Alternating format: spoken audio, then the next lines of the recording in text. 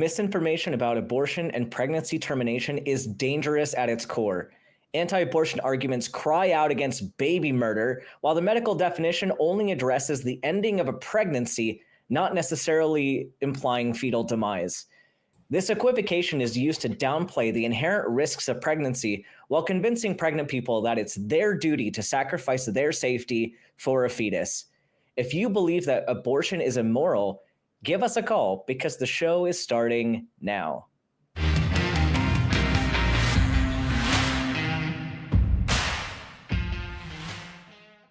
Welcome, everyone. Today is September 14th, 2025.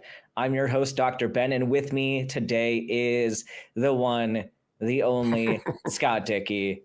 How are you doing, Scott? I don't know. Google says that there's dozens of me, but we'll go with that intro. I like that. I'm doing great today, Dr. Ben. Looking forward to a fun show today.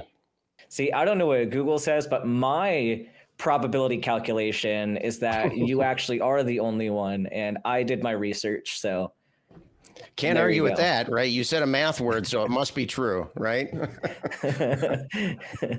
Definitely. Talk Heathen is a live call-in show, and we have open lines available. So get your calls in at 512-991-9242, or you can use your computer browser at tiny.cc/callth. We're here to have discussion with you about a variety of topics. We'll take your questions on religion, secular humanism, atheistic morality. We have morality. What's that about? Cosmology, philosophy, science. We have someone who knows math on here. So bring your arguments about probability. Crazy. Yeah.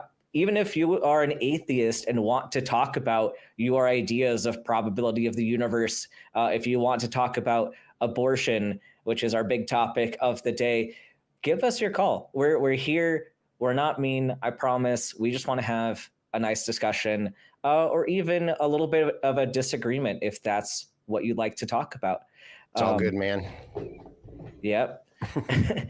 Talk Heathen is a product of the Atheist Community of Austin, a 501c3 nonprofit organization dedicated to the promotion of atheism, critical thinking, secular humanism, and the separation of religion and government.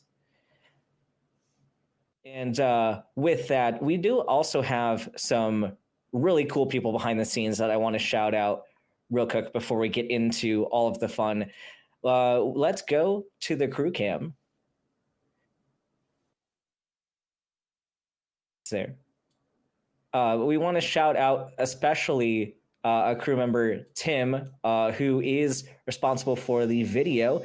He works on all of the ACA shows, helps make all of this possible. And not only is he here with us for Talk Heathen, but he's also going to be here for the Atheist Experience after this show. So don't forget to tune in at 4:30 p.m. Central for more of that. Thank you to the crew, and thank you, Tim, for all of the hard work that you do. Thank you, Tim. Thank you, crew. We couldn't do the show without you, literally.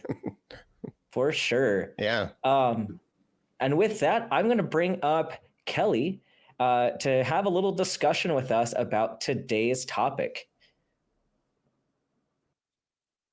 Kelly. We were just talking so great about the crew, right? I wasn't. That was the problem. You guys were, not me. All right, screw you, Kelly. I just got to say, though, because you pointed out Tim.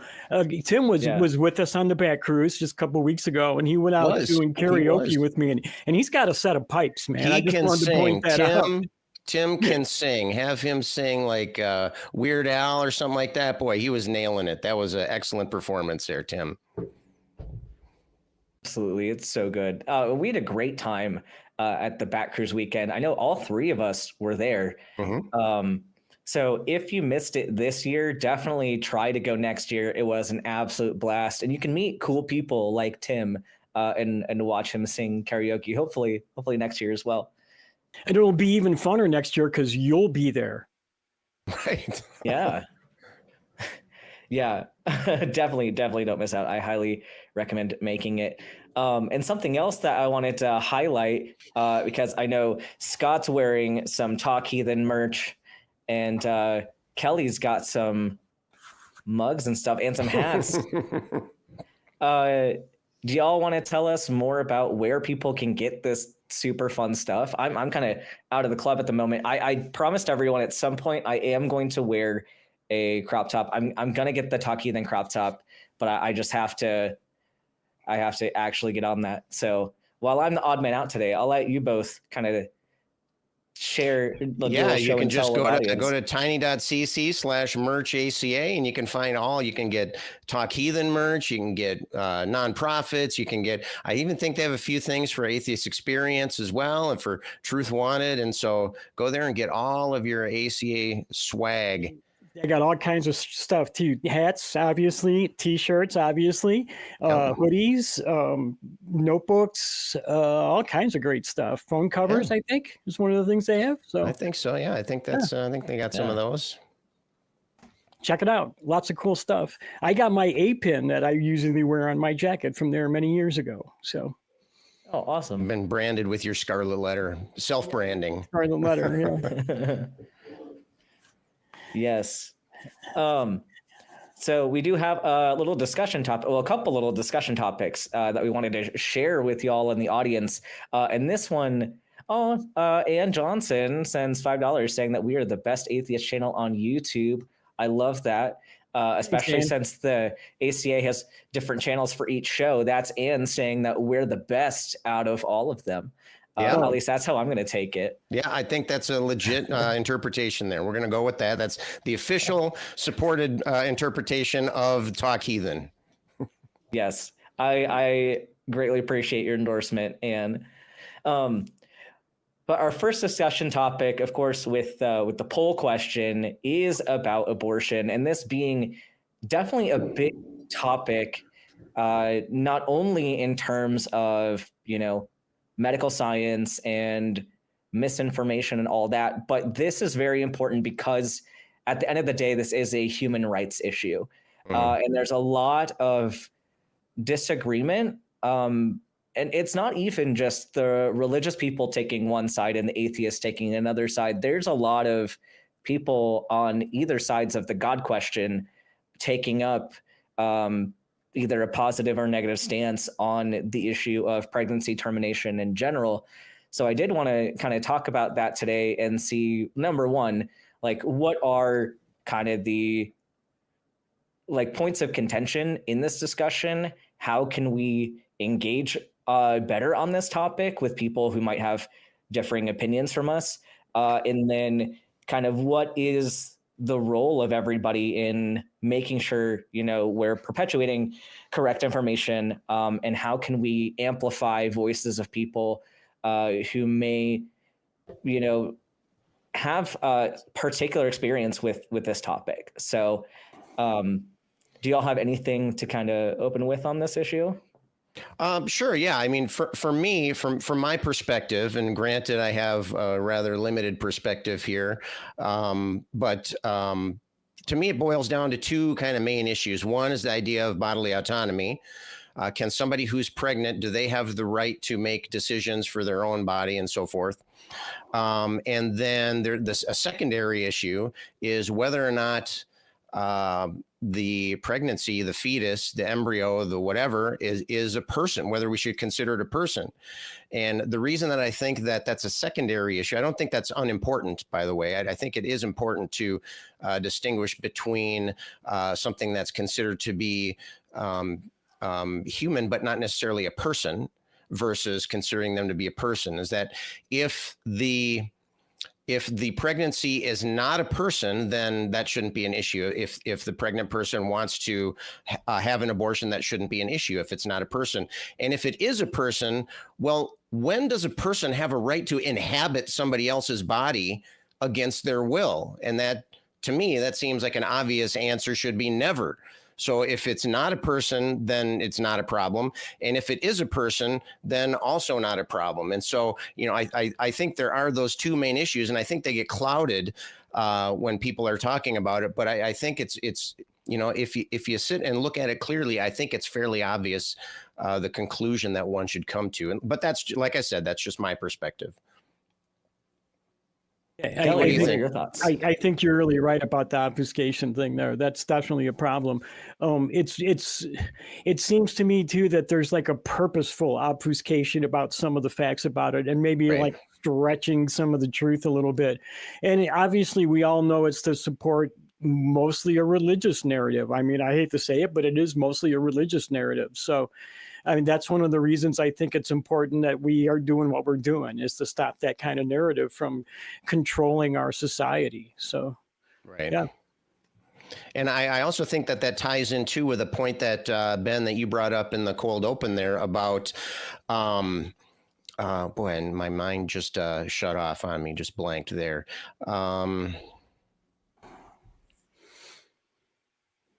It's gone. I've lost it. So maybe it'll come back to me. If I jump in and interrupt you, it's because I want to quick get that out before I forget it again. But I apologize for that. But with this particular issue, it's very interesting to evaluate the arguments used by people who oppose the position that abortion is immoral, which it's, number one, very confusing, because are you considering all abortions, or especially all pregnancy terminations, to be immoral? If so, like, how do you draw the line between a spontaneous abortion, which is a miscarriage, and something that was elective? There are a lot of cases where medical indications kind of overlap for an elective abortion versus an emergency abortion. There's debate along with this about is contraception abortion, which, if we clearly define our terms, no, it is not. And the main medical organization that I kind of take guidance from is ACOG, or the American College of Obstetrics and Gynecology. They're kind of the governing body in defining these terms, and especially defining them for medical utility. Like, it's important that we get our language correct when we speak about this, because if you're going to use a medical term and you're going to make an argument to imply that some action needs to be taken or should not be taken, we need to be consistent about our definitions. And I know a lot of the language used is very, very inflammatory, such as terms like late-term abortion, which is not a thing. Things like dismemberment bans are intentionally using inflammatory language to not let you think about what the actual procedure is, and not let you think about what the indications for said procedure are. It just says, it gives you this gut reaction of, this is icky, I don't want to be involved in this. Like, why would you support dismemberment? Well, that's not a medical term that is used. That doesn't refer to anything meaningful within this space. Additionally, like, partial birth abortion is not a thing. Post-birth abortion definitely is not even coherent, because I wanted to mention that. Yes, there was the whole big rumor that in California had passed a law for post-birth abortions, and it spread like wildfire throughout the right-wing blogosphere, and it's just so ridiculous, because obviously it wouldn't be an abortion at that point, right? It'd be murder. So Yeah, I remember the thing, Ben, that I wanted to say, and what you mentioned in the cold open, is that medical definition only addresses the ending of a pregnancy, not necessarily implying fetal demise. And so I think equating those two is a false equivalent, or not necessarily a false equivalency. They are related to each other, but they're not the same thing. Ending a pregnancy does, as you've just mentioned, I mean, a late term abortion, quote unquote abortion, is a delivery, is a premature delivery. Yeah. And so it's not, abortion doesn't equate to death of a person, or even death of tissue for that matter. It's sometimes they overlap, but not necessarily. And so I think equating, I think the equivocation, I think, can be intentional, as Kelly was pointing out. There's miscommunications that are intended to trigger that emotional response, intended to, bypass any reasoning or thoughtful discussion by going straight for the gut on that one. And it's very frustrating to try to have a discussion with somebody like that, when they're just trying to trigger people left and right, rather than trying to put together a reasonable argument in their favor. It's very telling, if you ask me. It's very telling. Mm-hmm.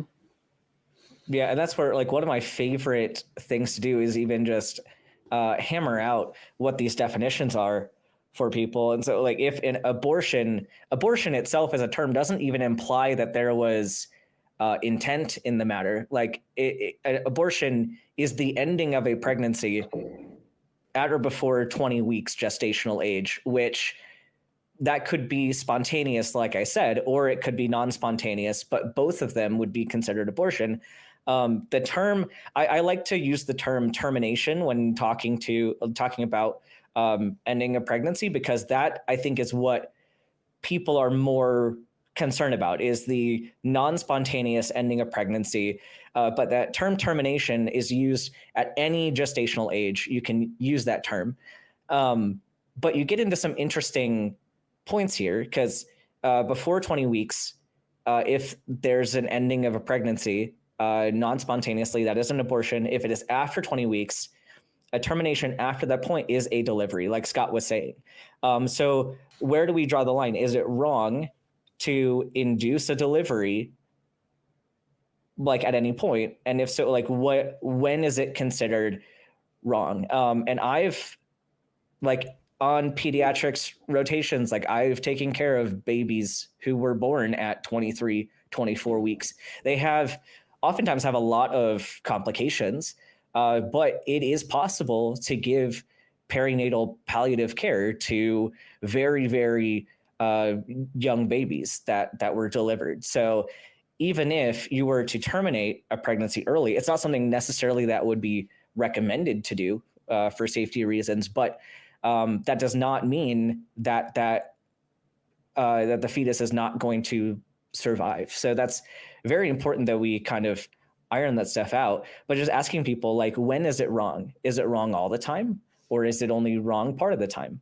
Oh, and we got a question in a super chat here from someone who can't call in. But yeah, I want people to call in if you have good discussion points. Like, if you think we're missing something on this discussion, please call in. Give us your input on ways that you've handled discussions like this and how we can do better to communicate. But Muttley Von Eric says, can't phone in. As a disability rights campaigner, what are people's views on disability as a reason for abortion? Is that saying we shouldn't exist? Do either of you have thoughts on this particular question? Do you mean disability of the person who's pregnant, or disability of the impending child? I'm guessing they mean if you find out that there's a high likelihood of disability in the fetus itself, okay. Is that a reason to terminate the pregnancy? Well, as I said before, I think bodily autonomy is the top card here. And so if the person who's pregnant doesn't want to be pregnant, to me, it doesn't matter why.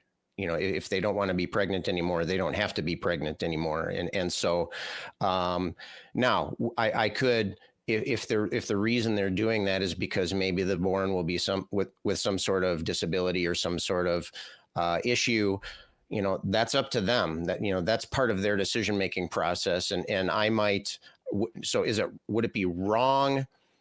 Boy, that it would really depend on whether or not, then that personhood argument comes into play. I think that a person can have an abortion for whatever reason they want, or even for no reason if they don't have a reason.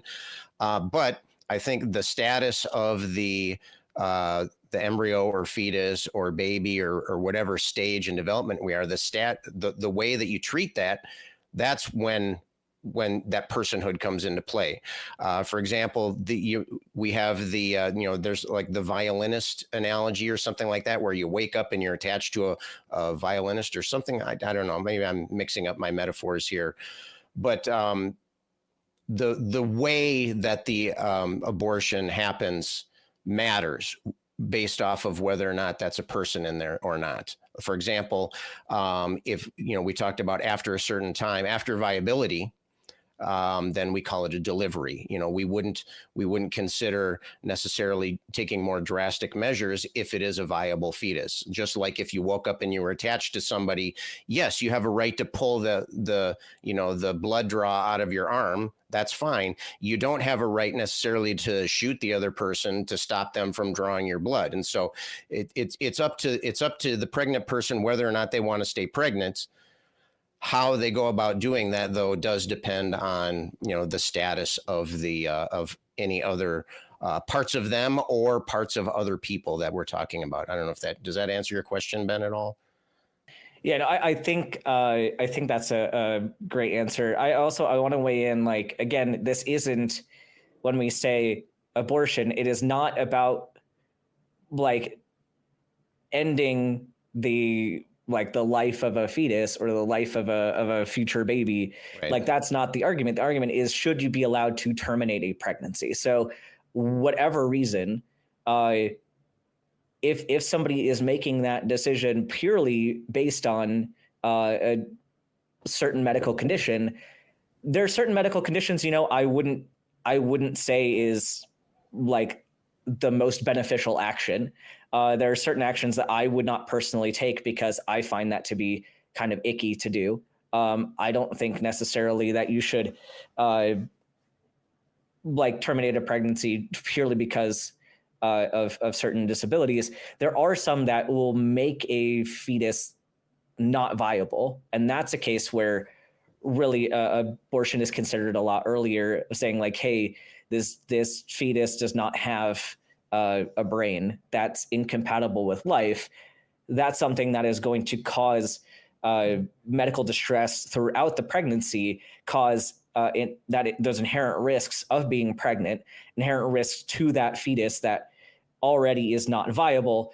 That is one conversation. Another conversation really is just, does this person want to carry the pregnancy? So I think it's important that we don't conflate fetal demise and the ending of a pregnancy, because even if they choose to terminate the pregnancy, that gestation could undergo palliative care to whatever extent is available at that stage of development. Right. And that's just a more complex medical decision that the person would have to make with their provider. So, right. I do have a problem with aborting a fetus for that reason. To me, I have a problem with that. And I know maybe that might not be everybody's opinion, but both of my children were healthy, normal children, but they were both still a struggle. And that struggle was totally worth it. And if I have to struggle a little bit more for a special child, I'm willing to do that. So at least me, on a moral sense, I think it would probably be wrong for aborting a fetus just for that reason alone. However, I know a lot of people wouldn't have the same idea. And I kind of had a problem with the question. It was like, if somebody aborts a fetus for a physical problem, does that mean we don't have a right to? You're already existing and you have that right to exist. I don't have a problem with that. And I don't know how somebody aborting a fetus for that reason is going to is going to mess with your existence, right? And maybe that's not a good way to look at it, but I totally can see where you're coming from. Totally, Muttley. So I just want you to know that I hear you. I totally agree with you in most senses. So, yeah. And Kelly, when you were just talking there, I feel the need to clarify a little bit here. I'm not saying that I think a disabled fetus is a good reason to have an abortion. And if a friend of mine or somebody that I care about was considering that, I would probably try to talk them out of it. But what I'm saying is that they still have the right to make that decision for bad reasons. Right. Although I think doing it for that reason is, in general, probably not I wouldn't call that a good thing. If we're talking about the morality of making that decision, I would say that that's not a good reason, or that's a bad reason to make that decision. However, knowing that, that I have no, depends on how much I know about that person's life experience, how much I know about them personally. And so, they still have the right to make the decision based off of whatever information that they want. If you're asking my opinion, then that's what it is. So for what it's worth. I think this goes back to the question of bodily autonomy as well. It's like the idea that you cannot force somebody to make an ethical decision. You can't force somebody to make a moral decision in the way that, like, if you had a child with leukemia or some other like blood cancer, and they needed like a bone marrow transplant, and you were, as a family member, are the best candidate to give them that, you're still not obligated to do that, even if your child is in a situation where they could die from not receiving that treatment.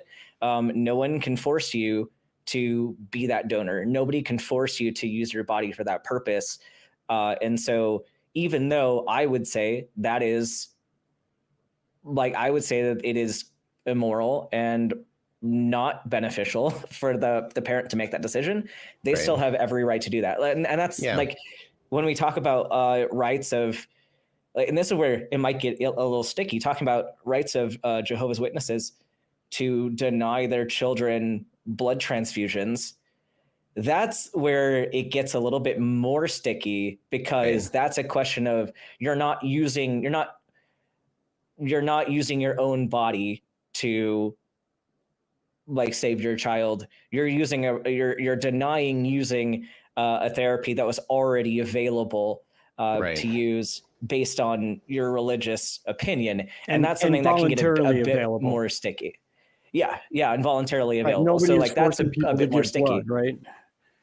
And in this case, we can also set aside. Sorry, go ahead, Ben. You're good.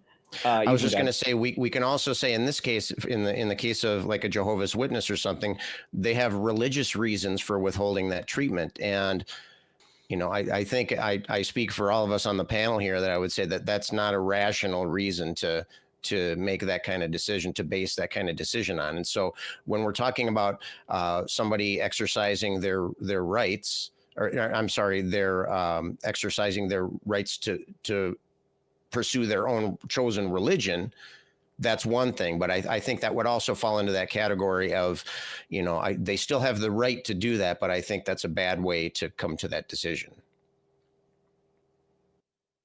Yeah.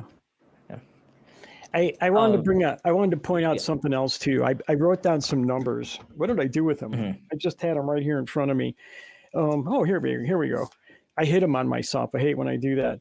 I was looking at the percentage of people men and women, who are pro-choice and anti-choice, and the percentage of men and women who actually vote in this country, and the percentage of both men and women. So there are 54% women in this country, just a slight majority. And they also have a majority of voters. 66.9% of women vote, as opposed to 63.7% of men. So we have more women and more women voting. Now, 64%, according to Pew Research, believe that that laws should be more pro-choice. There is a majority of women who believe in pro-choice ideals, and yet they keep losing elections. And that's a problem. And there is 46% of men voters who are voting against pro-choice. There's also 30% of men who are not voting at all. And what women need is for more men like Scott and I to stand up and start saying, we're going to get a doctor stand up anyway, so that's why I excluded Ben. But we need more men out there who are standing up and saying that this is a problem and women should have more rights, and they do have the right to have control over their own body. Because these misogynist men who are passing these laws, they don't respect women. They're not going to listen to them. And it's going to take other people standing up and telling them, no, you're wrong. The people who are just like them telling them, no, you're wrong. You need to re-examine this issue and look at the facts. So sorry, I went off on a little rant. And you know, I think part of that, I think, Kelly, the stats that you just brought up, I think shows that a majority of people support reproductive rights in this respect. But I think that the anti-choice or the pro-life crowd will more likely choose a candidate based off of that issue than somebody on the other side. There will be other issues, I think, involved in making that decision. And I'm worried that we might be bumping up against electioneering. So I'm not going to pursue that line of reasoning anymore. But, you know, it's a matter of where those numbers pan out as far as do they affect, you know, elections and things like that. I think it shows that there's a lot of control because of gerrymandering, religion, obfuscation of the facts, as Ben mentioned earlier, like controlling the language, and honestly, just plain apathy on a lot of people's, in a lot of people's case. So, I mean, if we need to change those things, and we're not going to just do it overnight. So it's something that's going to take work, and you know that I don't know who's going to stand up and do it, but it looks like somebody has to at some point, I guess. And I got to watch out for electioneering too. So. Yeah, but I did want to kind of bring at this point because we talked about it before the show, and I'm of course a trans man, so I am in the population of people who directly could be affected by this. But I know there's concern of a lot of men or other people who are not able to get pregnant, and so therefore they feel like this conversation is not relevant to them, or that they are not in a position where they are able to speak about this issue. And I think your points are very important, that, you know, we do need more people in general speaking up about this. And I think as long as like the voices of people who are not affected by this are using their platform and using their privilege to amplify women's voices and people who can get pregnant, all of their voices, that's okay. I think the issue is when, like, the reason why people get angry about men making decisions about abortion rights is because it is when those voices are saying, no, your rights don't matter, your say doesn't matter. Right. I'm going to oppose your right to bodily autonomy and your right to reproductive autonomy. So I think as long as your position amplifies the position of those minorities, then I think it's okay to use your platform. I think it's okay to speak out about this. And granted, I'm not the authority of what people are allowed to think about other people talking about issues. So there might be people out there who disagree with my perspective. And if that's the case, if you think that men shouldn't talk about this issue, call in and we can have a chat about that, because I'd be very curious. But in my perspective, we need more people on this. It's the same thing with trans rights and with other LGBTQ rights. There aren't enough people listening to trans people. We need people who are not trans to amplify the voices of trans people and to like help us. Like, yeah, you want the affected community to have the opportunity to pick up the spear and to kind of, going along with that metaphor, spearhead that effort. But we need people behind us. So right. Yeah, I think that's important. When if I'm having an argument with somebody who is pro-life, they are making a position, they're holding a position or making an argument that a pregnant person's decision making should be taken out of the equation. You know, whether or not they want to be pregnant is not a determining factor on whether or not they're allowed to continue. And so I think that's kind of a key thing there, is that we're not just two equal sides just talking about an opinion on something. We have one side that's wanting to take away the rights of a group of people to make decisions about themselves. And so I think that's a key distinction there. And so when, like if I'm arguing in favor of reproductive rights or abortion rights, what I'm saying is that we should listen to the people that are pregnant and listen to what they want and listen to what they think, because it's their bodies. You know, it's not. And I think, Ben, I think you've mentioned this in relation to cisgendered people talking about the trans experience. Don't talk about the experience. Okay. You don't know the experience. You haven't lived it. It's difficult. It's a foreign thing to your experience. And so don't try to argue for a particular experience. You can argue, though, in support of allowing them to be part of the discussion and allowing them to be part of what's heard. Okay, what's heard. And so, yeah, so I agree with what you said, Ben, and I appreciate the unique perspective that you bring to this issue. So thank you for that. I like to speak to all those men out there that aren't voting for stuff like this, just for 1 second. You know, you might think that this doesn't affect you, that this doesn't have any influence on your life at all, but most of you have a woman in your life that's important, and you should be able to stand up for that woman. Right. So, right. Yeah, and this is like we were talking about. This is an issue of autonomy. Like if you are willing to let go of this one specific example of where autonomy applies, you are at risk for people asking questions about your rights. Like, are we going to say that men can't have access to vasectomies? I actually, this is an interesting conversation, because I've worked with other physicians who are from religious beliefs where they will not prescribe contraception, but they will still provide vasectomies. And so it seems like there's a bit of inequality in that, and a little bit of bias in that you think men should have the right, but women shouldn't. Right. And we do have someone calling in with questions specifically about this topic. So let's bring on Anne, her from California. You are live on Talk Heathen. It sounds like you want to talk about the arguments of the pro-life movement. What is your kind of summary of your question here? Hello, Dr. Ben and Scott and Kelly. How are you all? Hi. Doing great, Anne. Doing great. How are you? I'm doing pretty good. Yes, my question is about the arguments of the pro-life movement, because the claim is that, they're saving babies, they're saving children. And then there's always, the argument, and it's a very valid argument, but, it comes up a lot. It's, well, they don't care about you after you're born.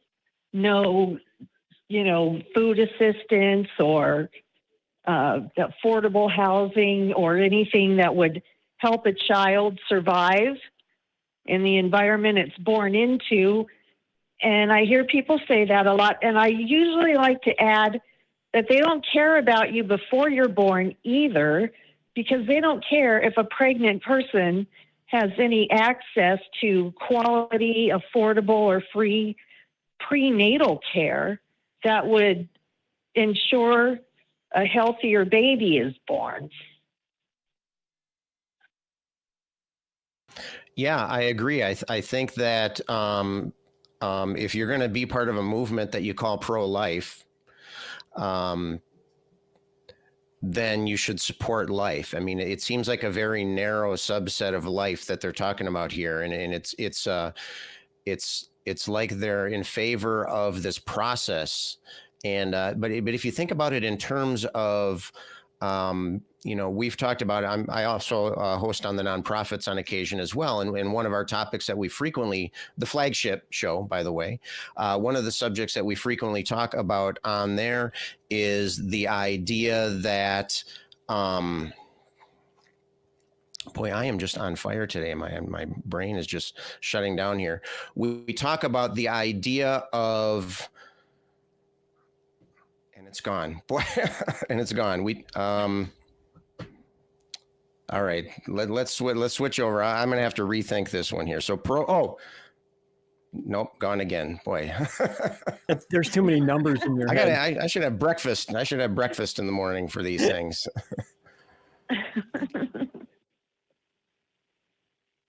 I often do wonder, like, I mean, they claim to be pro-life, but they don't, they favor death penalty. They don't want to support children after they're born. So I really question the whole, that's why I don't use the word pro-life. I like to say anti-choice again, because they demonstrate continuously that they are not pro-life. Right. They're anti-abortion. Yep.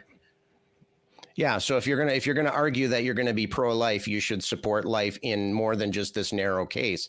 And the thing that we talk about on the nonprofits is the idea that a religious mindset is very often very closely linked to an authoritarian mindset as well. And so if you think about it from in terms of authoritarianism, then it makes sense. You have to be this way. The dictate is coming down from above. Here's how you act, regardless of what other kinds of arguments you're talking about here.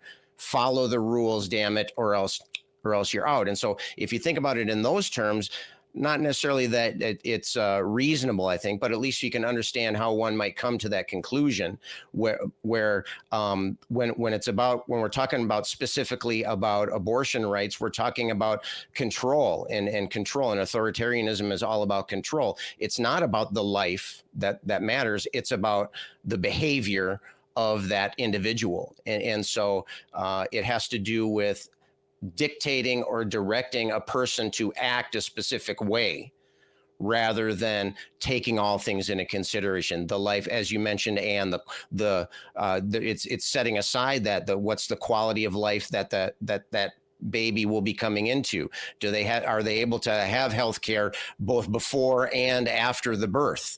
All those kinds of things. Is the family economically ready to support that child after it's born? And there's all these different things to consider. But if the pro-life movement, and there are variations in the pro-life movement, I agree, but the most extreme view is no exceptions, right? And so clearly, since the extreme view of that movement is no abortions, no exceptions, clearly it's not about the life, because it's very easy to make an argument in some cases that going through with a pregnancy does not necessarily promote life. It doesn't necessarily promote life of the pregnant person. It doesn't necessarily promote the well-being of the child and that kind of thing. And so it does make a difference. If your name of your movement is pro-life, live up to it. Okay. Follow through on that. There's life both before and after, and also other lives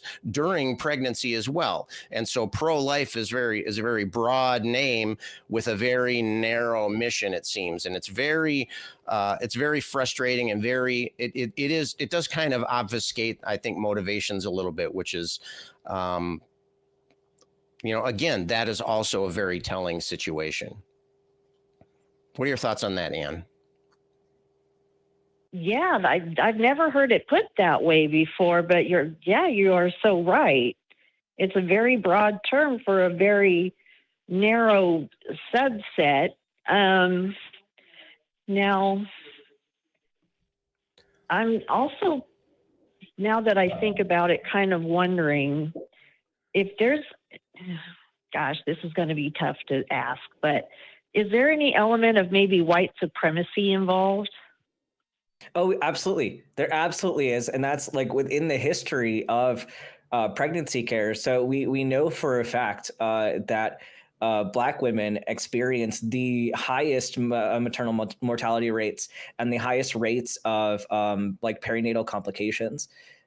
So with that being said, like these are communities that are denied access to proper health care. There's also a lot related to kind of the history of healthcare, specifically related to people of color and how they have been mistreated by the medical system. So there's also a layer of mistrust that is well warranted in this situation. But a lot of like medicine is full of racism, absolutely full of it. And there are definitely motivations to force people from certain backgrounds to carry pregnancies because it will keep them population controlled, if you will. It will keep their mortality rates high. It will keep their poverty rates high. And so a lot of this kind of goes back to the gerrymandering conversation as well, is like, how can we utilize our power and our privilege to make sure that we keep our power and privilege? And one of the ways in doing that is controlling what certain populations are and are not allowed to do with their bodies. So Right. yeah, you're absolutely right. Yeah, we're dipping into eugenics there, right? So we're like genetic manipulation of the population. It's very frustrating. Kelly, I know you had something you wanted to say about this thing, your little comment you just put in the side chat here. Oh, no, I was just you mentioned eugenics, and that's kind of a rough subject with me because my father's uncle, my great uncle was Harry Laughlin, who was probably the most prominent eugenicist in American history. So it's a rough topic for me, honestly. So yeah, so you were saying that your uncle would advocate for the sterilization of minorities, and so there, I think we see if we acknowledge that bit of control, that bit of authoritarianism, white supremacy and this kind of thing are very natural, bedfellows, I suppose. And another they thing naturally go together, and it's all about that control, that manipulation. Yeah. And let's face it, and maybe I'm taking a step too far here, but authoritarian regimes tend to be very nationalistic and jingoistic as well. So, you got to keep the pool of soldiers pretty high so we can go after those bad guys too. So, yeah, that's a good point too. Because, I keep hearing all the time about how the birth rate is falling, and they're sounding the alarms about birth rates falling and not being able to maintain a population to cover all of its needs. And then, but if you bring up immigration, it's like, no, people here need to be having more babies. Yeah, exactly. And because it's not about taking care of our basic needs. It's about and it's not that we're short on people. We have plenty of people on the planet. We have more than enough people. But if somebody's making that argument, what they're saying is there's not enough of X type of people. And that's really what they're getting at. That's the the manipulation. That's the whiff of eugenics we're getting from this discussion. And it all comes from that. It's not just a matter of who gets born, or it's not just a matter that people are being born. It's a matter of who's getting born. And so we need to maintain control in that regard. And that's a very, very authoritarian approach to things. And not surprisingly, also a very religious and a very conservative approach to things. I was going to say, like, that's how the Quiverful movement even came about. Like that's their whole selling point. Just like that. Yep, exactly. Mm-hmm. Any other comments or questions, Anne? Well, I just want to mention, a couple of months ago, I was talking to Christy and Sophia about my own personal experiences because I was pregnant 3 times and I made a different decision each time. And then I know, Dr. Ben, I talked to you and Sophia a few weeks ago about satanic panic and blaming women for all evil in the world. I don't know if you remember, but I do, yeah.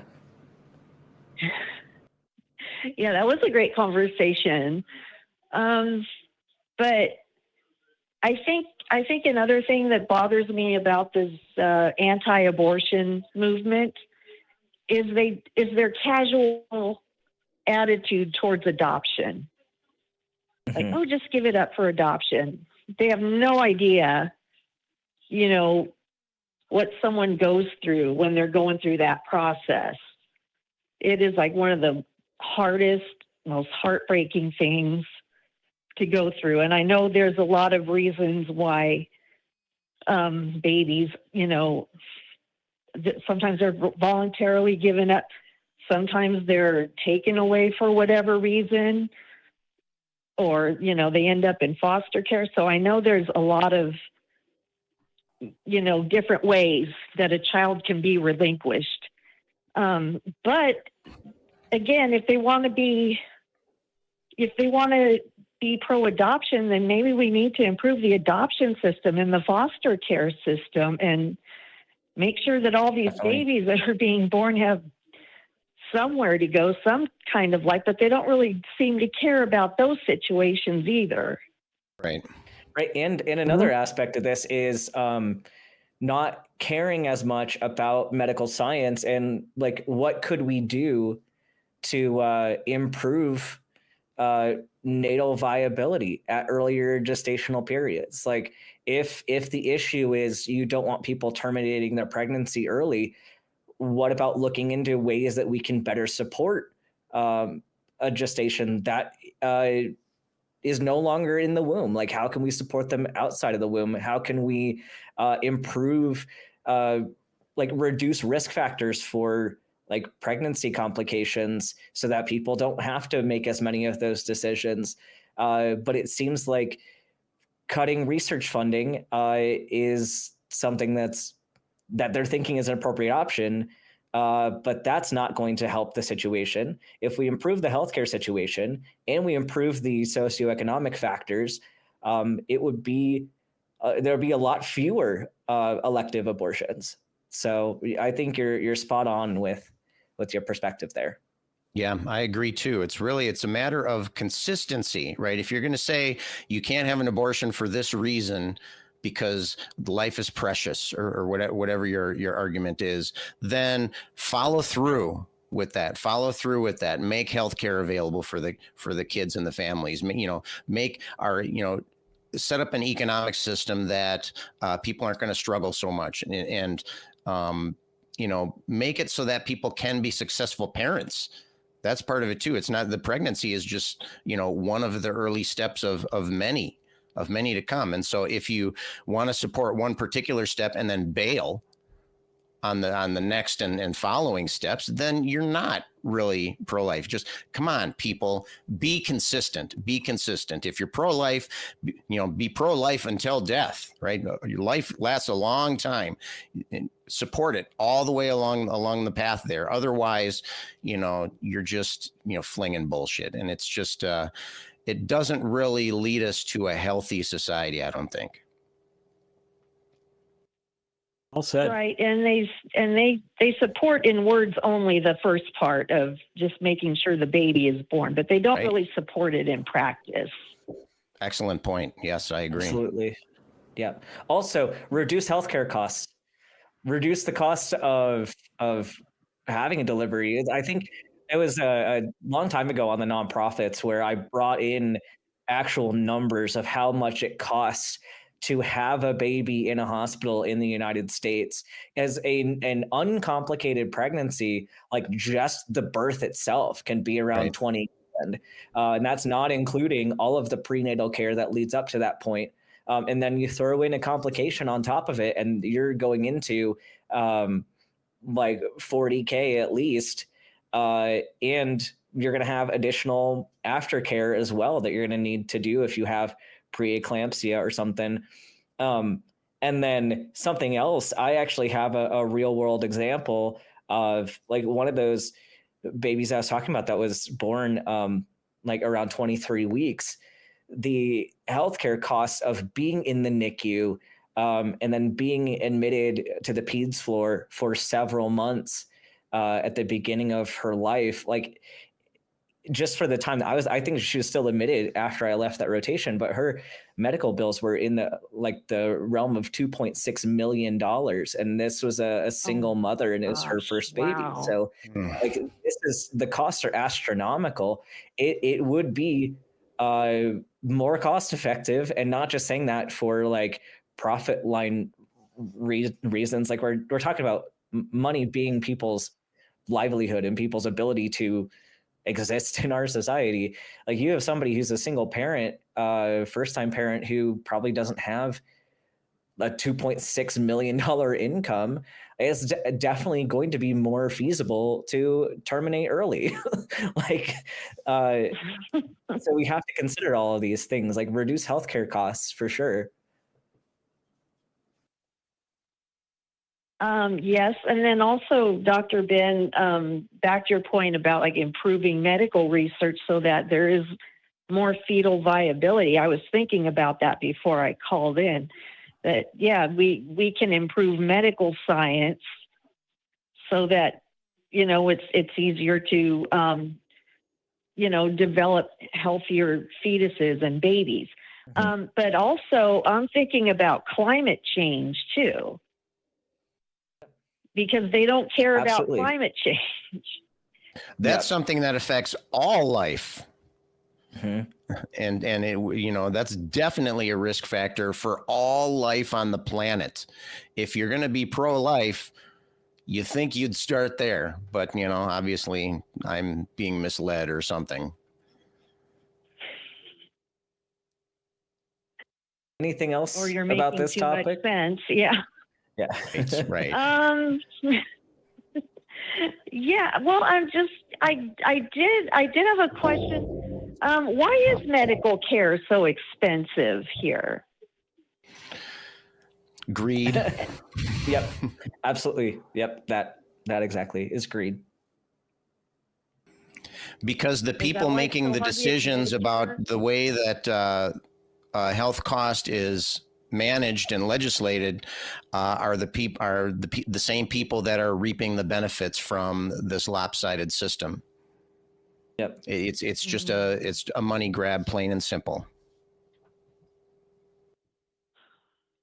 So that's why it's so hard to get like Medicare or Medicaid for all here. Oh yeah. Yeah, that's my thoughts on that. Yes, I agree. Yep. Yeah. There's people that probably invest in stocks, that. Oh yeah. related to Insurance companies. pharmaceutical Yeah. Insurance companies make so much money, Right. and they're effectively making most of the decisions right now. Because if you don't have insurance, you're not going to be able to pay to deliver at the hospital. So, we have the most that's advanced a lot of it. healthcare in this country than anywhere in the world, and the vast majority of our population can't afford it. Right. There's And if a we're talking problem about there. morality That's the there, problem. I mean, I think morality definitely comes into play here. I think that a system where a person is in a position of having to decide between their padding their own pockets, making money, or giving somebody health care, I think that's an immoral system. I think that healthcare for pay, healthcare for profit, in my opinion, is immoral because it puts a person's personal gain up against the public good, which I think is destructive because maybe not all the time, but often enough that it makes a difference. They're going to make decisions that to sacrifice the people that are coming to them for that healthcare, for the help, to make a few dollars. And to me, that's clearly an immoral structure, an immoral way to set it up. And it's unfortunately, and again, we're kind of bumping up against topics we're supposed to be careful on talking about here, but it's maybe I'll just stop there then.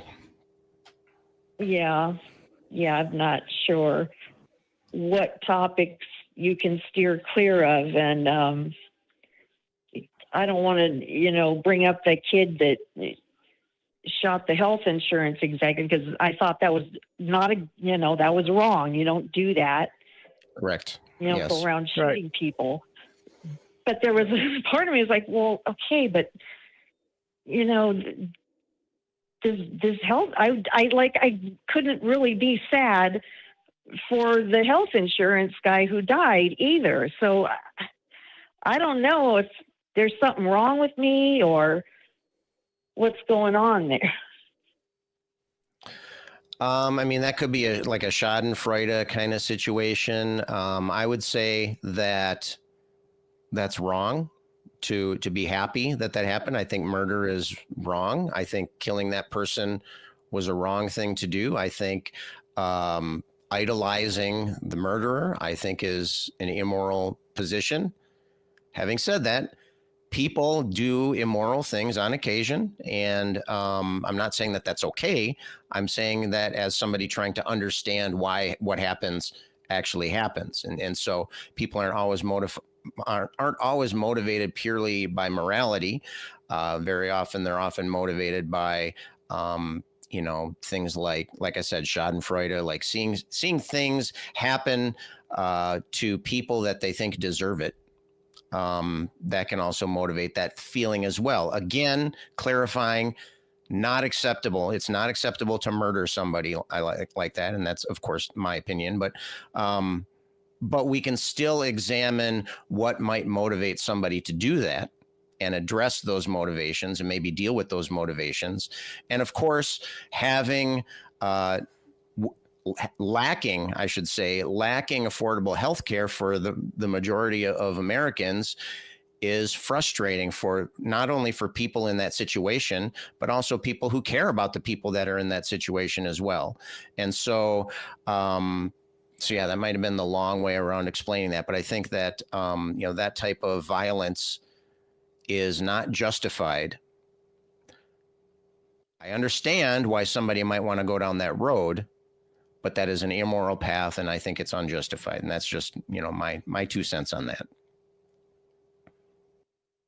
Yeah, now I might be switching gears here a bit, but, we talk about the violence and the shooting, and then there's another thing that the pro-life movement doesn't seem to care about, and that's all of the guns and all of the shootings and the mass shootings. They just say thoughts and prayers. Yep. Yeah. Violence is absolutely unacceptable. And it's a thing where if people are going to use arguments against, like, if they're going to use false arguments against a real medical procedure, like they're going to use language invoking violence, such as dismemberment, like I mentioned, or baby murder and all that. Like, they have no problem using that language to get your gut response to say, oh no, I'm not in support of baby murder, because I'm not. But they're not actually talking about baby murder. They're talking about discontinuing a pregnancy. And that's not at all the same thing. However, it's like, we need to be consistent. Like Scott was saying, we need to be consistent in our viewpoints of, I oppose all violence. I oppose violence towards babies. Like, it would absolutely be wrong for somebody to birth a baby and then kill that baby. That's absolutely 100% wrong. That is murder. That's not what we're talking about with abortion. It's not what we're talking about with pregnancy termination. But yeah, along those same lines, we need them to be consistent in, if they're going to rely on that gut reaction, where's their gut reaction to let's stop using violence against other humans. Let's oppose the violence that is done to queer people. Let's oppose the violence that is done to women. Let's oppose all violence then, if you're going to bring that into the equation. Yeah, it's just, just touching on that consistency again. And and it's not just one side of the argument that's going to be inconsistent. Human beings are inconsistent all the time. We have, we're conditioned to hold our beliefs, and we've evolved to hold on to those beliefs even in the face of opposition. And there are reasons that we believe that, and that might be a discussion for another day, but it does happen. And so understanding what motivates a person to behave a certain way doesn't necessarily mean you're understanding their reasoning. And I think if we look at the reasoning alone, it tells one story. If we look at the actual behavior, it tells a different story. And like we've said, it's really a matter of being consistent. And also, I think that that whole pro-life label, that in itself, just using those two words, pro-life, that's a tug on the emotional heartstrings as well. That's saying, what you're saying then is that our side is in favor of the living. We're all living, right? It's supposed to be helping all of us, and the other side must be anti-life then. And really, it's not. That the adoption of that label very often can be misleading and overstepping. And so I think the discussion is much more nuanced than a pro-life, anti-life label. I personally think the pro-choice, anti-choice labels a little bit more descriptive of the actual argument. But, you know, we don't get to choose what people call themselves, and I'm fine with that. But as long as we keep in mind the reason that those types of labels are decided is perhaps because they don't have a strong rational argument and need that little extra emotional tug to draw people to their side. Certainly religion is a big part of that, And, you know, in that respect, we can see that religion is being used as a tool of control as well. It's all about that authoritarian mindset, which, again, I'm not just making it up. We talk about this on the nonprofits all the time. Study after study after study show a strong correlation between conservative thought and authoritarian thought. And so it's very easy to show that and you can see it happening. We can see it playing out. And this is one of the areas where it is very clear.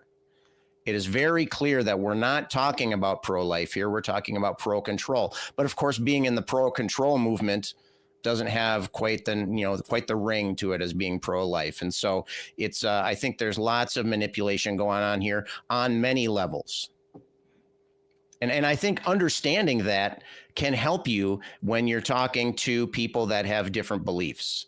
If you understand their motivations and what's driving what they say, what's behind those opinions, I think that can make a big difference in how you approach your discussion with them and how you should couch your different arguments and setting up that discussion. I don't know. Do you think that would be helpful? Anne, have you had talks with people that were from the other side? Or have you have any success stories or failure stories on that? Not really. I mean, because I know my mom and I are on opposite sides, and I just kind of like, you know, and she usually starts these discussions, and she's very partisan about it, and she's MAGA, so. And I just kind of like, I can't even, you know, because it's hard. I'm not very well educated. I don't know that I have the communication skills.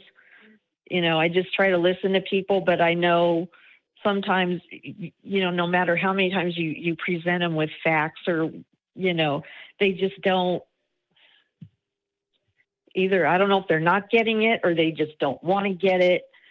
Right. Or if there's something, you know, is it me? Is there an approach I'm not seeing? And so I don't even know how to communicate that way.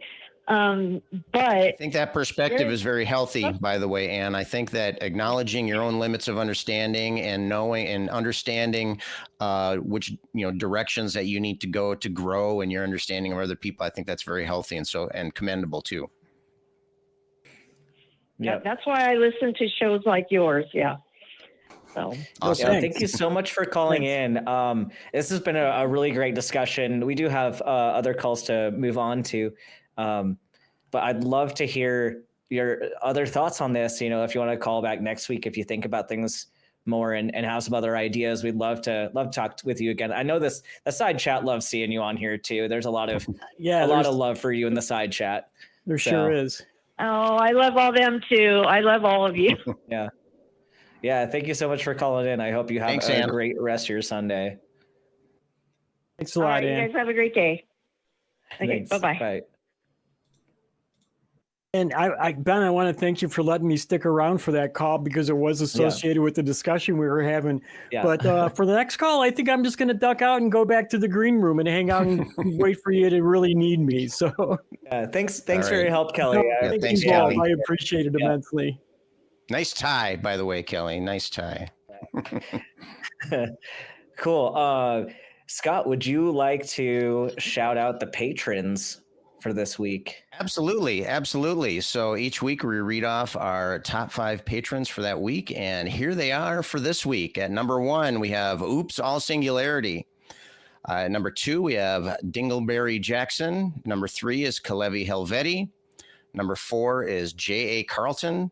Number 5 is Moldred D. Malcontent. And coming in at number 6, honorable mention, Jessica Kopish. So thank you all for donating to us on Patreon. If you want to have your name read on the air, you're going to have to fight with some of these juggernauts that are currently in the top 5 that have kind of set up home in the top 5. So let's see if we can maybe challenge them for this next week. So if you want to have your name read on the air, please consider supporting us at tiny.cc/PatreonTH. So thank you, Patreons. You make all of this possible. Exactly. We love our patrons. And next on in the queue, we have a theist, well familiar to us, Benji, he, him from Alabama. Benji, you are live on Talk Heathen. What would you like to talk about? Yeah, I was going to go into, I was thinking of what to talk about, and I thought I might just discuss death. And the reason why I kind of went to that subject is a few days ago, my liver's messing up on me, so kind of running out of time, so I figured I'd just talk about death and be something interesting to talk about. Also, the guy that I talked to, I think last week, he was the guy that was kind of in the background, and I don't know if he likes to talk to me anymore or not. But also, I'll see if he has a good tie or not when I watch the video. But yeah, I was going to talk about death, so if that's whatever y'all's take on that is. Any Sure, particular... do you have any particular thoughts on death or anything you want us to answer for you about our perspective? The main thing, I know y'all's is a literal, once you're gone kind of thing. And then I was going to do both perspectives, actually. I was going to do the one where it's over and kind of go into what my plans are. And do pre-burial and all that kind of stuff, which I'm already working on. And then also I was going to go into the religious side of it, and kind of the mysticist stuff. Whichever one you want me to do first, it doesn't matter to me. Yeah, just what are your thoughts on? It sounds like you've been processing a lot of things. Where do you stand on the spiritual aspect of death? I understand you're a theist. Yeah. And like, what is your position on it, and how do you think that affects you? Well, I died once and was surrounded by darkness, and I was standing over my body at one point, and I was surrounded in darkness, and so it kind of. I kind of thought about it. I'm like, well, if I die and I go to Tartarus or something, that's fine too, I guess. At least it's not a fiery hell; it'd just be dark, And then the other side of it, if I die and that's it, then at least before I die, before my time runs out, I can try to make arrangements to fix everything before I go, And so my family that I do have left doesn't have, nothing to worry about. Which I'm getting the large amount of life insurance at the moment. I got to call them Monday, tomorrow, and I'm gonna try to arrange everything to where if something does happen to me, there wouldn't be anything that they would have to worry about, And as far as my house, I put a lot of money into my house, $350,000 into it in the past 2 years, fixing it up. And if something happened to me, then I guess the house would just go on the market at the current value or something. Which I'm probably going to get an appraisal on my property done just to see what the market value actually is. Because I did compared market analysis for the realtor one time, and he said 100,000, and that was before I put 300 and something thousand into it. So I don't know how much it would be worth now. So Benji, I'm sorry to interrupt you here. Are you your comment here in the call screening notes was why we shouldn't fear death? So if you're in a position where you're kind of looking at the end of your life coming up, possibly, and does that make you afraid? Well, not really. I mean, part of me wants to just, live as long as I can. And, if my kidney screws up on me or something, maybe get a replacement one, use technology to live longer, that kind of thing. If I can't do that and I do end up dying, then at the least I want to make it where my family and people don't have nothing to worry about. And then the house, as far as my house goes, I'll be dead, but I would still want somebody I trust to live here, if that makes sense. That's about it. Do you think people should fear death? Not really. I mean, it's on one hand, the religious side, if you die and you think you're going to go to hell or something or whatever, or go to heaven or whatever. I mean, I'll be honest with you. I thought I was going to heaven and I was surrounded in darkness, so you never know. But I don't think there's a reason to fear it. I think that death is inevitable no matter what. Even like for me, for example, I look a lot younger than I am. I'm over 50 already. Actually, I'm probably over 60 at this point. I don't even keep up with my age, to be honest with you.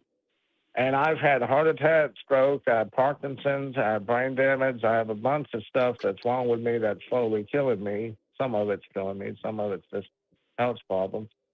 But so you had at the end of the day. Sorry, finish your thought. Go ahead. Yeah, so at the end of the day, I can do whatever I can to kind of slow the process down, slow my aging process down, replace any damaged parts or, whatever, use genetics to replace cells and use, technology to fix damaged parts of my body if that's what it comes to. But at the end of the day, I mean, it's just a temporary fix anyway, because some of that stuff can screw up too.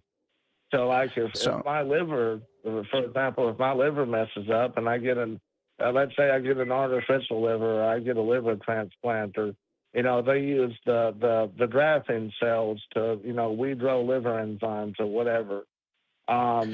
That could work, but it's just temporary and it could still screw up later down the line. So it would prolong this, but it wouldn't cancel it. And I've seen it times already. I think we would be remiss if we didn't mention that. I mean, you said before that you've died already. So obviously you meant near death, right? You didn't actually die. Because you're not dead, right? You're alive. Well, I was meditating. And so you almost died, right? You were in the process of dying, and then that process was reversed before it reached an irreversible point. And so, but you mentioned that when you were going through this near-death experience, you saw darkness, which was different than what you were expecting. So did that change the way that you live your life at all? If you are a religious believer, and it says here, I know that you're a theist. If you're a religious believer that believes in an afterlife, does that worry you that you might be on the wrong track? I thought about it. And when that was happening, it kind of crossed my mind. I'm standing there in just a dark abyss or whatever.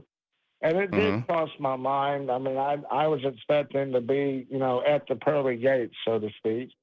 And instead, I have a question though. Benji, about the fact that it seemed like you were about to say that you were pronounced dead. Were you actually pronounced, or did you just go into cardiac arrest? Because those are different things. I was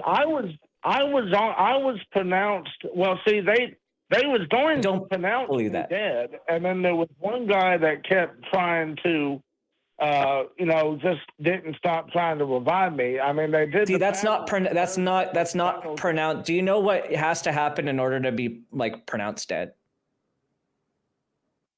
Well, yeah, you have to be dead for a certain amount of time. That's not how do you define death?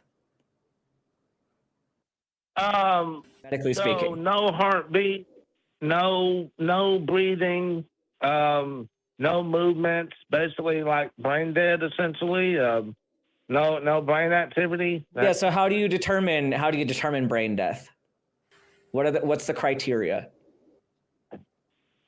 Well, I know that there has to be no brain activity. That's the main thing. And then no. Yeah. So when you actually pronounce somebody, you have to actually document that these things were no longer working. And the way that you can confirm absence of brain activity includes like a thorough assessment of their neurological function, to include brain reflexes, brainstem reflexes, all of that jazz. So if you're in the middle of a CPR situation, nobody's doing that.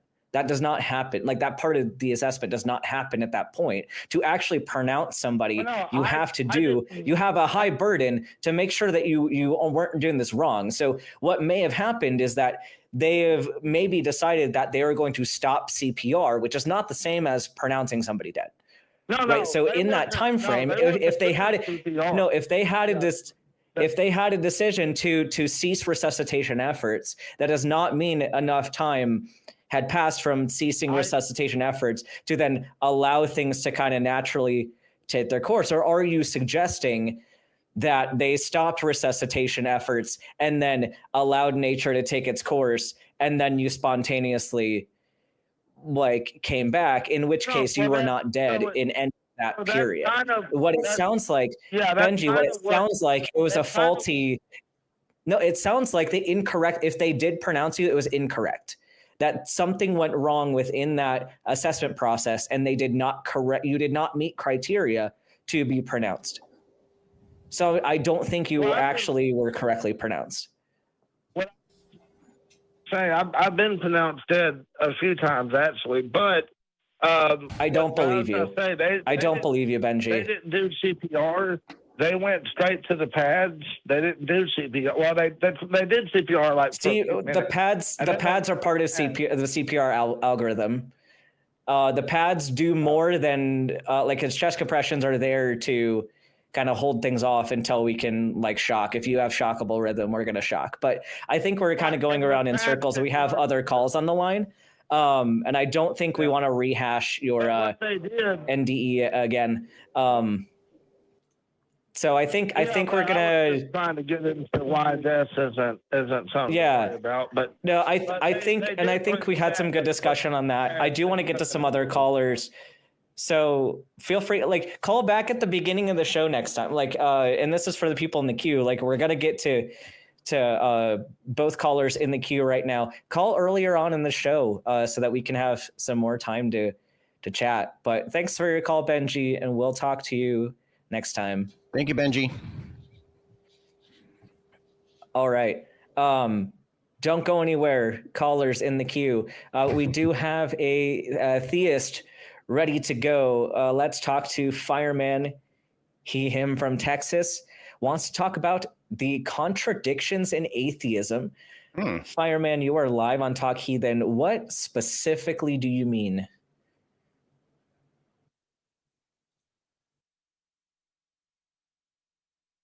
Oh, did you add him to the? Did you answer his? Yeah. Can y'all hear me? There you go. Yeah, we got you, Fireman. Yeah. What do you mean by contradictions in atheism? No. First I come into a room and I just try to be polite. How y'all gentlemen doing today? Doing great, Fireman. Doing okay. How are you? Great. I'm all right, man. Now awesome. We can get to the topic at hand. What I mean is,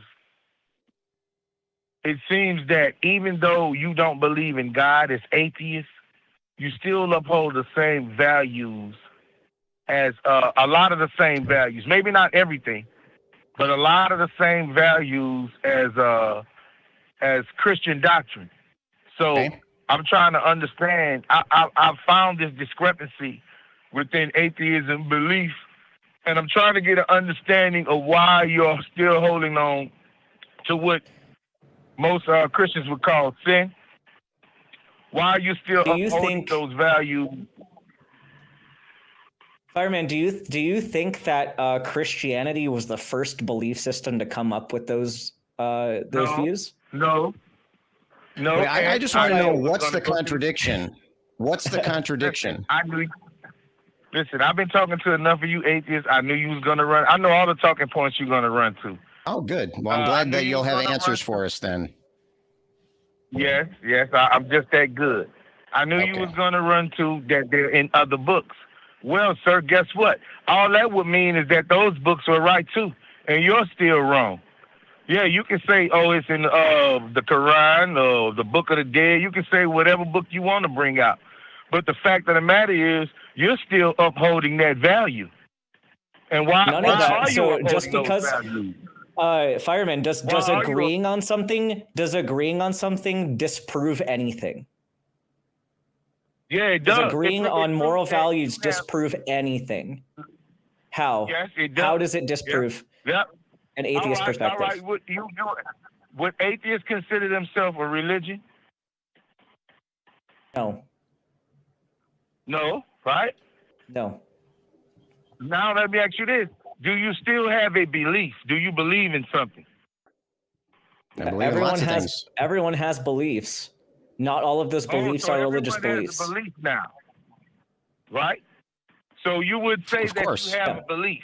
Now everyone doesn't have a belief, and I can prove you there's a group that doesn't have a belief. Define a belief. Define. What do you mean by belief here? Because if you mean the same thing that I mean when I say belief, what you just said is utterly ridiculous. So what do you mean when you say other people don't have beliefs? What do you mean by belief? Well, when I mean belief, that means that you believe in something. If something has a purpose. No, that's not a definition. You use the same word to define itself. When you define a word, you can't use that word again. So when you say somebody has a belief, without using the word belief or believe or believing or believer, what does that mean to have a belief? That means that you think things are a certain way, should be a certain way. Okay, so you accept things that are true. Do you think there's anybody who ever existed who doesn't accept some things are true? What you mean you accept things? A belief doesn't mean, that only means that you think it's true. That's what you said. That's what your definition of belief was. So you said I'll give you the definition again. Belief means you think something is true, and we'll go from there. Okay. So that's what I said. And so if you're saying that there are people, and you're going to prove it, you're going to prove that there are people that don't have any beliefs. So what you're saying is there are people that do not accept things that are true or accept things to be true. No, that's your definition of belief, something that's true. I said it's something that you think is true. That's what my definition of belief is. Not me. Something that Scott thinks is true? You think that it's true. Yeah. Right. Yeah. So are you saying there are people that don't, I don't know. I'm having trouble following you. Are you saying that belief is what Scott thinks is true? People that don't have a belief, sir. Okay. All right. Who are they? That's what I'm saying. Who are they? Nihilists believe that nothing matters. They believe that nothing matters. There's no good or bad or right or wrong, and I'm right about it. Hold on. So Fireman, how can someone? You're saying that people who are you saying that nihilists don't have a belief? Well, technically, remember when you said everybody has a belief? Technically, you can say that, but at the end of the day, they believe that nothing matters. But the difference between them and the atheists is the atheists believe. That's a belief, and he believes that things matter. The point I was just getting to, Fireman, is you said that there are people who do not have beliefs, mentioned nihilists, and then said that nihilists believe something. Yes, so you're exactly contradicting yourself. You can't even get 8 words into the sentence. You said, listen, sir, I agree when you said that. I'm listening. That's the problem with what you're saying is I'm listening. Because no matter who you are, I don't care if you have a brain and can walk around, you believe something. So that's the conundrum about it, sir. So I would agree with you on that. So you're saying that nihilists have no beliefs, and you know this because they believe that nothing matters. That's what Dr. Ben was talking about. I'll tell you this if it makes sense. They believe that there's no beliefs. Okay, so they're wrong. That's a contradiction. That's a contradiction. It is. But we do not accept that. They believe that it is a contradiction, but they believe that nothing matters. So you have to use the word. But that's not. But fireman. That's not us. Fireman, that's not us. We do not accept that position. That is a contradiction.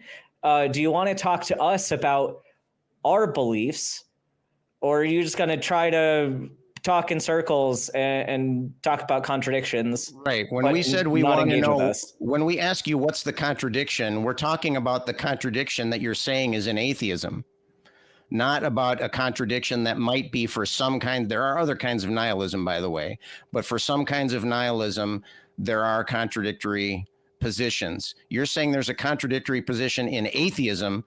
Atheism just means we don't believe that there's a God. We have other beliefs in other things.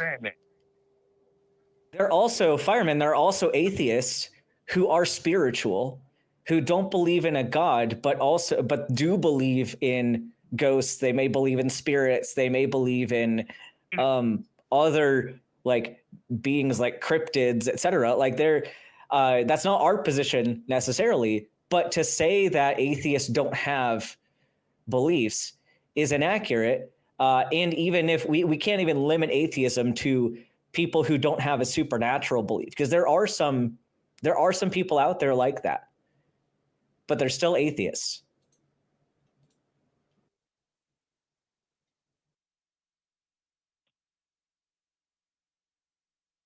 Are you with us, Fireman? Yeah, I'm still with y'all, man.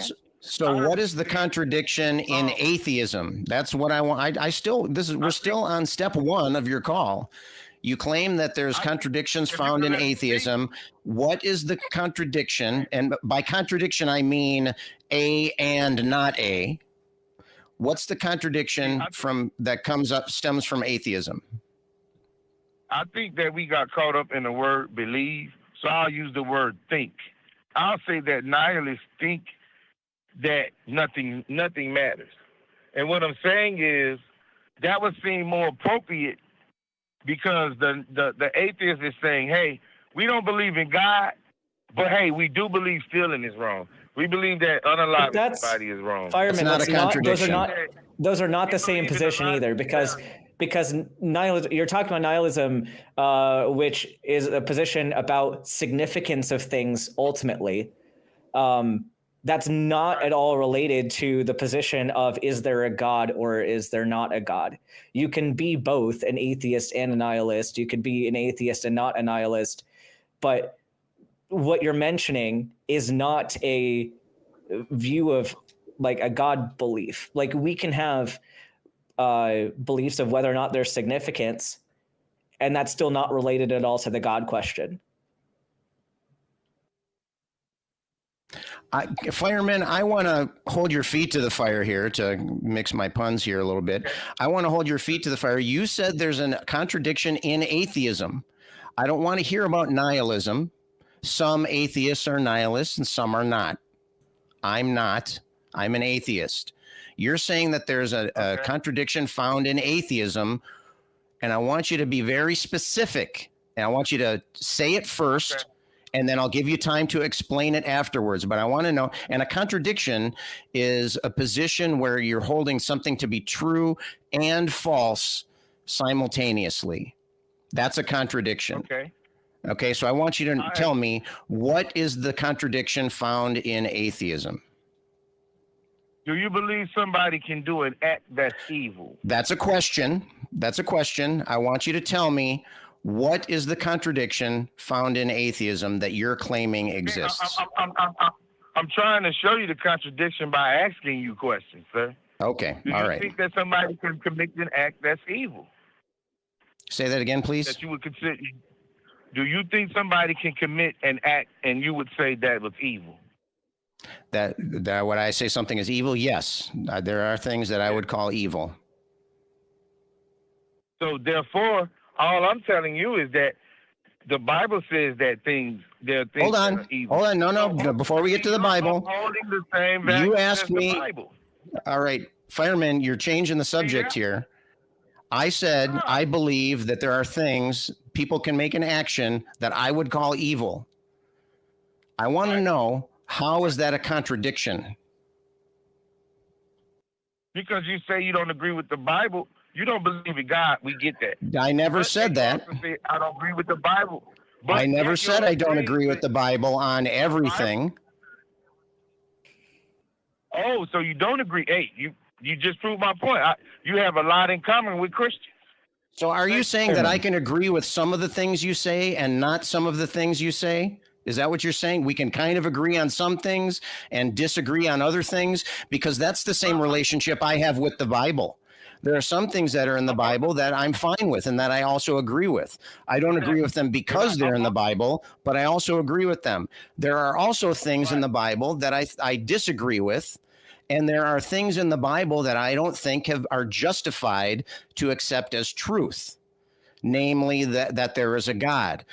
Me saying that I think that there's something evil does not conflict with my lack of belief in a God, unless you can show that evil only can happen in cases where there's a God. No, actually, what I'm saying is you're agreeing with me. And my stance is that atheists believe a lot more than not. And they agree with a lot more with Christianity than not. You agree with Christianity. Do you agree, Fireman, do you agree that New York City is a place, a real place? Yeah, it's a real place. Okay, so you believe Spider-Man's real? No. Right, so you there's can a contradiction in something. Theism right there. Dr. Ben, you just uncovered the contradiction in theism. So would you agree that you can agree with something in a book, but that doesn't mean the book is true? No, I don't. I think if you agree with that book, then it must mean that book got some validity. That's what I agree. If you agree that so you prove that Spider-Man is real. You agree with Congrats. that book. You agree with it. You yourself admitted that you agree with a lot of things. I don't think you know what a contradiction is, Fireman. Yeah. I'm gonna say that. Yeah, I don't think you understand what a contradiction is. I think that you think that there's some entailments that come from being an atheist that are false. Okay, me not believing in a God doesn't mean that I don't believe people can do things that I would call evil. Those are not in contradiction with each other. Now what? All right. Okay. I still want to see, where is the contradiction? I want you to show me where I believe A and not A. Where? Okay. The atheists believe that we come here and we die, turn to dust, right? That's not an atheist belief. Some atheists believe that. Some don't. Atheism is not believing in a God. That's it. So some atheists believe in the afterlife? Is that what you're telling me? Yes. Like I told you, some atheists still believe in spiritualism. Wow. It's not us specifically, but there are some that do. Right. This is why I never draw conclusions like most people do. And I talk to everybody one-on-one because I never know what your people's exact beliefs are. So I don't jump to conclusions. But this is the very first I can actually say that I heard that an atheist believes in afterlife of some sort. That's irrelevant. Even if we didn't, that doesn't matter. That doesn't matter. That's not a contradiction. Believing in a God or not believing in a God, and believing in the afterlife and not believing in the afterlife, while they are often related to each other, are not necessarily tied. You can have one. There are theists that believe in gods that don't believe in the afterlife, and there are theists that do believe in the afterlife. There are atheists that don't believe in the afterlife, and there are atheists that do believe in the afterlife. One does not determine the other. Well, for the sake of this argument, we're going to talk about what you believe is an atheist. Is that fine? We should have started with that, though, instead of you coming in and saying that you knew our position. Well, and that our position had contradictions. I never said I knew your position. I'm just saying most of the atheists I talk to. You made assumptions about our position and didn't ask us about them. So you have to say. So you're saying some atheists have contradictions in their beliefs. Are you saying, is that what you're modifying your statement to some atheists have contradictory beliefs? Because if that's what you're saying, I agree with you. I would agree. I'll tell you what I'm saying. I'm telling you what I'm saying. I'm saying if you are an atheist and you're upholding a lot of the same values as Christianity, I would call that contradiction and hypocrisy. If you still believe in right and wrong, not at all. good and bad, well, let me ask you this: if let's say I do something wrong, which you consider wrong, right? All right. And I never get caught. What's the consequence? If you never get caught, then there's probably no consequence. No consequences. Yeah. Other than if you have a conscience, then other than the victim of your crime. Yeah, I need to go right now. People don't got a conscience. They don't give a damn what they do wrong to you. How about that? Yeah, they do. Yeah, they do. I do. I feel bad if I do something wrong to somebody. Yeah. Oh, so you admit you do wrong stuff to people, right? Yeah. Sure. We're human. Yeah. Right. Exactly. So that doesn't mean I believe that sin is a thing. That doesn't mean that I believe that there are eternal consequences for doing things. Let me ask you this. Why not just go out and fulfill your lust and do what you want to do? This is the reason why I brought up nihilism. Because I do. Because I don't there want are to do other those people. things. There are other people that have harm from that. I act the way that I do because I know that other people exist, and that if I do something harmful to them, then they get hurt from it. Yeah. I'm gonna tell you what, man. I done talked to enough of you atheists to know that every time I talk about doing wrong and right, you always run to what's better for society. I'm gonna tell you what you're gonna say before you say. Neither of us said that. Neither of us said that, Fireman. Neither of us said that. You're lying. Fireman. You atheist talking point. Do you only do Fireman? Do you only do good things because your God tells you to? No, we do good things because there's a reward in the end for being a good person. Is that the only reason? Is that the only reason you do good things? Is because you get a gold star for it? Let me ask you something. Let me ask you something. Let me ask you something. Do you get up and go to work every day? Yeah. All right. Most days. You do it for what? What? What's your reward? Which you get paid, right? So I could say. I go to. Fireman, I did not have to become a doctor for a gold star points. You know, I'm gonna hang up on you, and then I'm gonna finish answering this question. But I did not go to medical school. I did not torture myself for over a decade. I don't continue to go through the abusive medical education system for a gold fucking star. Physician suicides are through the roof because people enter the field with the hope of healing people, the hope of making society better. And a lot of them can't do that because the system is so broken. And so they end their lives over that.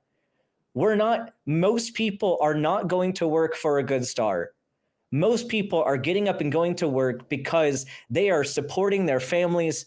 They're supporting their communities. They're reducing harm, reducing suffering. There are people out there who want better things for others. And I think that if your only motivation for doing good things is because you think that some God is going to give you a gold star in the afterlife for it, then I don't think you're that moral of a person. Definitely. And if you're going to call into a show, and I know the Fireman is not on the line right now, but if you're listening, Fireman, if you're going to call in to some atheists and tell them that they only do their job because of the money, don't call when a doctor and a teacher are hosting. Just throwing that out there. Yeah, teachers especially are some of the most overworked and underpaid professionals out there, and they continue to do this for their love of teaching and for their desire to make a difference in people's lives. So, like, I want to shout out everyone out there who gets up and goes to work for the betterment of humanity. Like, good for you. Keep doing that. Like, I know we're saying you don't do it for the gold star, but here's a gold star from an atheist. Like, right. Thank you for your contribution to society. Thank you for doing all of that work. Thank you for being part of this community and for doing things for good reasons. I'm almost offended by that. If I was worried more about what firemen had to say, I would probably be offended. As things stand, I was like, okay, well, that's just an ignorant position to take. And I still want to point out, not one contradiction was mentioned that entire conversation. It was all just smoke and mirrors. Yep. And with that is the end of the show. Let's bring Kelly back on. I know we brought you on for a good part of the show. Thank you for hanging out with us. Do you have any comments on that? I felt like I was just the host of one of the regular hosts of the show today. It was awesome. Thank you so much. I've been interacting with Fireman for about 3 weeks now in the text chat online. That's basically his MO. He'll bring something up. He has nothing to back it up. And then when you call him on it and show him that he's wrong, he will just obfuscate and then start another topic. So I don't think there's, and then what got me too was like everything he brought up in this call was a conversation he and I had already had 3 times. Every question he asked had already been answered to him by me at least 3 times. And I've seen other people answer the same questions for him. So he's not here to ask those questions and get answers. He's here to start trouble. I really honestly believe that. That being said, he is damn sure entertaining. So I would love to have a longer conversation with Fireman in the future. So Fireman, I would consider this to be an invitation. Next time I'm on the show, if you want to call in and talk, if you want to call in a little bit earlier too, we can maybe have a little bit longer, conversation. But I think there's worthy conversation to be had there. Fireman. I know that some people, not necessarily Kelly, I'm not talking about Kelly here, but I mean, I know that there are some comments in the chat. We should just move on from Fireman, and that's fine. That's not the way I like to do things. At least I like to have a conversation with you. I want to figure out why you're thinking the way you're thinking before we move on. So I'd love to have an additional conversation with you, Fireman. So please, next time I'm on the show, consider this a personal invitation to call in and chat with me. And Fireman, definitely. If you are still watching, I have one question for you. If you really are a fireman, did you become a fireman for the paycheck? Probably not. Yeah, that's nice another great one. Little Kelly zinger at the end there. And with that, along the topic of, I was already giving the shout out to the people out there in the community, but you all deserve some love rings as well. Let's send out some love rings. Spread the love. Everybody deserves a little bit of love. So let's throw some out there. Love rings for all of you here in the side chat. Love rings for the callers who called in. Even if you disagree with us, we're not here to hate on anybody. We're here to have discussions. And if we disagree, we can talk about it. We can talk about why we disagree. And it's important to keep having conversations like this. We don't want to go hide in an echo chamber where we don't address these kinds of issues. So thank you to the side chat, to the callers, to the call screener, to all of the crew making all of this happen. And Tim. To Scott and Kelly. Yeah, and Tim, our VIP of the week. Yes. And thank you to Scott and Kelly for hanging out with me on this wild ride today. And again, if you believe we don't hate you, we're just not convinced.